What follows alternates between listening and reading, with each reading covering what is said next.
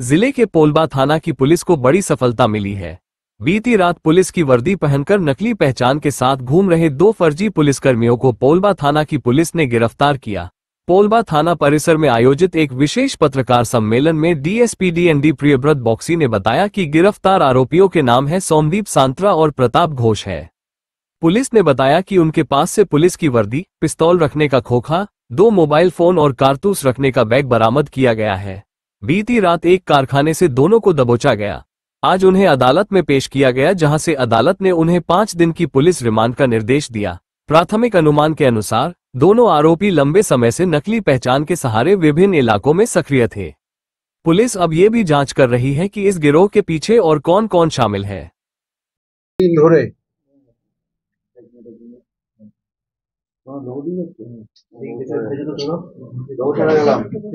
গত কয়েকদিন ধরে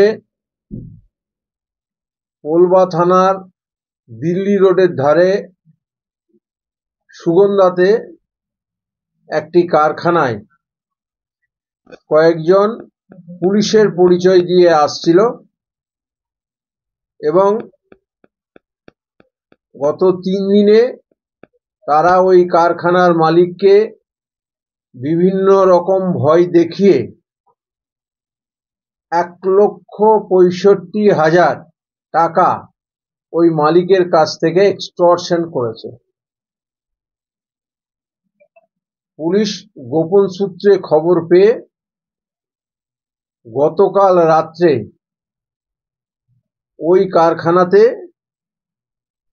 যখন ওই 2 ব্যক্তি আসেন এবং মালিকের কাছে বিভিন্ন ধরনের হুমকি বলে টাকা নেওয়ার চেষ্টা করছিল, সে সময় সেখানে হাজির হয় এবং তাদেরকে আটক করে।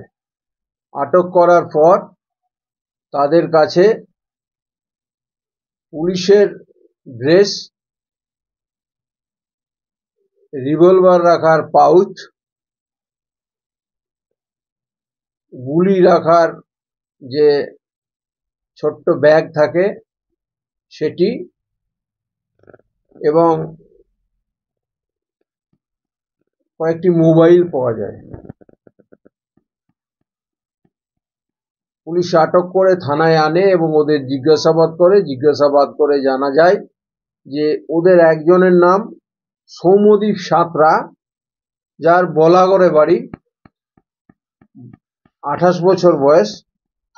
অপর একজন প্রতাপ ঘোষ, 36 বছর বয়স, বাড়ি তালান্ডুতে, মগরা থানার তালান্ডুতে।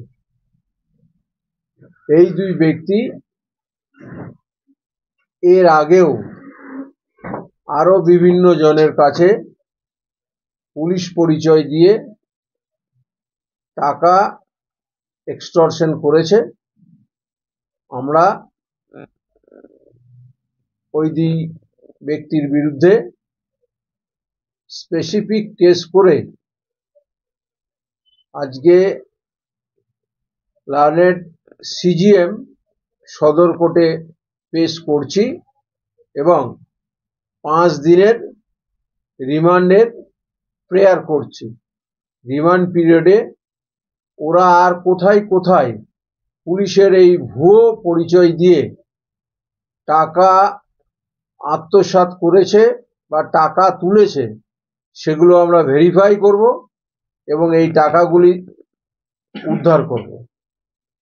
এদের বিরুদ্ধে আরো